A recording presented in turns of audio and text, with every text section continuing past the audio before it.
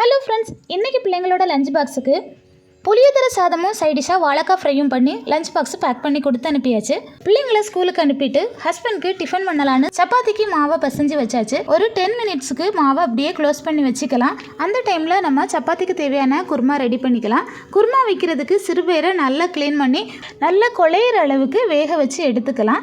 அதுக்கப்புறமா கடாயில் ஆயில் விட்டு கரம் மசாலா போட்டு தாளிச்சிட்டு பல்லாரியை சின்ன சின்னதாக கட் பண்ணி போட்டு நல்லா வதக்கி விட்டுக்கலாம். அதோட இஞ்சி பூண்டு பேஸ்ட்டும் போட்டு நல்லா வதக்கிட்டு அதோட பச்சை வாசம் போனதுக்கப்புறமா தக்காளியும் போட்டு நல்லா வதக்கிக்கலாம்.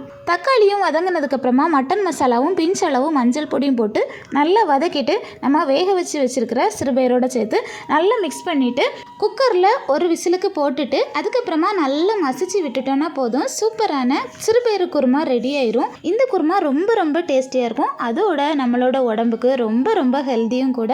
கண்டிப்பாக இந்த குருமாவை ஒரே ஒரு தடவை வீட்டில் ட்ரை பண்ணி பாருங்கள். திரும்ப திரும்ப வச்சு சாப்பிட தோணும்.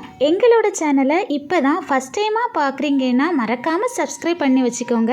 உங்களோட லவ் அண்ட் சப்போர்ட்டை எப்போவுமே கொடுத்துட்ருங்க. குருமா ரெடி பண்ணினதும் சப்பாத்தியும் போட்டு எடுத்தாச்சு. அவ்வளோதான். இன்றைக்கி சப்பாத்தியும் சிறுபயிறு குருமாவும் வச்சு சூப்பராக சாப்பிட்டாச்சு. வீடியோ பிடிச்சிருந்தா வீடியோக்கு ஒரு லைக் போடுங்க.